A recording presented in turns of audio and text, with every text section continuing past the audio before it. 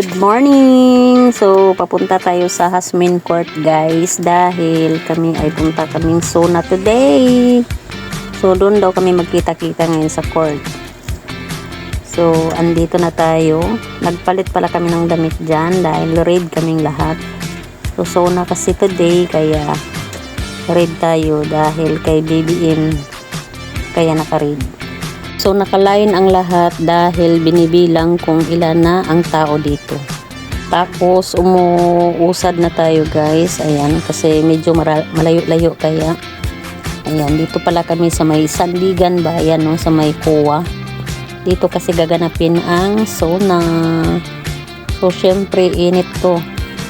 Kaya nakapayong ang lahat dahil grabe ang init guys. Pero kay sauna man ay kailangan talaga magtiyaga. Aakyat pa kami ng overpass dahil maraming ang tao dito sa kabila, hindi kami makapasok-pasok.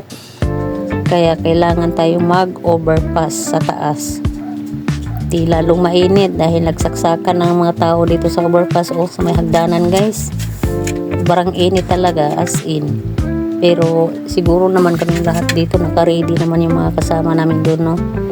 Siyempre ako ready na ito. May pamaypay, may tubig, may towel, may extra t-shirt, yung ganun ba. So ayan.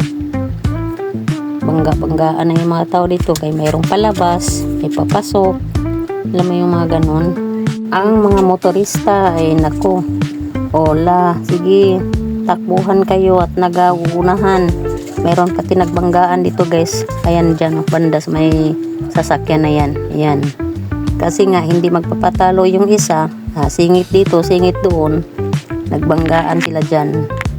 So bababa kami dito kabilang side ng overpass dahil dito kami sa kaliwa dadaan. Kasi kung dito kami sa may kanan, punong-puno ng mga nagbabantay dito dahil sauna nga. So itong tapat na to, ayan, Sandigan Bayan yan. Ayan, dyan ginaganap yung sauna ni Marcos. Pero syempre kami mga audience doon sa dulo kami banda guys. So yan yung aming mga kasama nasa dulo. Kasama na rin yung mga nito, bata matatanda. Nagsanib puwersa na guys. So ayan, wala tayong magawa dito, mainit talaga to pero kailangan natin kay nakasama man tayo dito. So tiyagaan natin.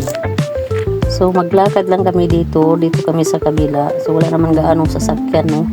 Pailan-ilan lang. Dahil nga sauna ngayon. Sa mga oras ito, nasa mga 12 na to. Ayan, 12 ng tanghaling tapat talaga guys. Ayan kung nakita nyo, tirik-tirik ang init dyan. Ayan, pero wala tayong magawa kasi mainit talaga. Kung nakikita nyo yung overpass, doon kami aakyat.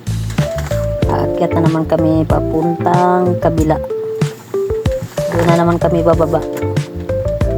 Medyo okay yung overpass niya dito kaya hindi siya pataas yung akyatan, yung patirik. Ito kasi malalapad yung niya, ayan. Compare doon sa ibang overpass na grabe talaga pag akyat mo hingal-hingal ka. So dito hindi masyado. Kiri lang sa akyatin. Sa ibang overpass to nako, Diyos ko, sa tuktok patirik kasi yung hagdanan. Ito hindi naman gaano guys. So ito na nga, nakababa na kami at hanapin lang namin yung aming mga kasama dahil kanya-kanya na nga. Bukod sa nagkanya-kanya, hindi namin mahanap kaagad dahil puro nakapula ang nandito. Ayan, malilito ka kung sino or saan sila nakapwesto dahil nga sa dami ng tao. Tapos puro pula pa ang suot namin. Di mo talaga sila makikita guys. Hindi lang pula ang damit. Kadalasan yung mga payong po, mga pula din. Kaya halos pula ang nandito no. So good luck nga sa amin dito kung makikita namin yung aming mga kasama. So ganyan kadami ng tao. Kabilaan ito guys. Ayan. Ngayon hindi maintindihan ang langit kasi nagkulimlim siya guys. Sobrang nangungulimlim na hindi mo na maintindihan. Ayan, mainit siya kanina tapos biglang dumilim ang palibot. So feeling ko umuulan to ngayon. Ayan, ang daming tao na. So So hindi nagtagal, nag-ulan nga talaga siya guys. So syempre di lalong dumami ang tao kasi ang payong nakataas lahat ang payong, kaya hindi mo makita-kita lahat ng mga kasama mo. So buti na lang yung aking kasama kanina ay hindi kami naghiwalay, kaya lagi kaming magkasama. At sa kadulo-duluhan, napansin ko yung aking video ay sobrang labo na yung aking kuha ng kamera. Siguro kay umulan nga, baka nga natuluan tong aking kamera, kaya ganito na lang, nalabo siya guys. So ayan, pagbaba na yan ng Pangulo natin dito sa may Pilimbis. Ayan, so lumabo nga siya compare sa unang kuha kong video. Ayan, siya yung palakad na papuntang Sandigan na yan sa loob, no, sa may zona. So ayan, wala tayong magawa, tiyagaan na lang natin yan. At umabot na kami ng alas 5, uuwi na kami dahil luminto na yung ulan. Baka lumakas pa ito guys, ay uuwi kaming basang-basa. Lalakarin pa din namin ang pag-uwi dahil wala nga namang mga sasakyan, dahil puro tao ang nasa kalsada at sa mga kagilid-giliran. Walang gaanong mga sasakyan pumapasok dito kaya nakaharang yung mga tao bawat kanto guys.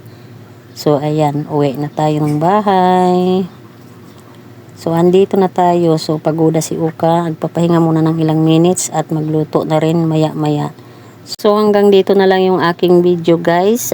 Please subscribe to my YouTube channel, like and share.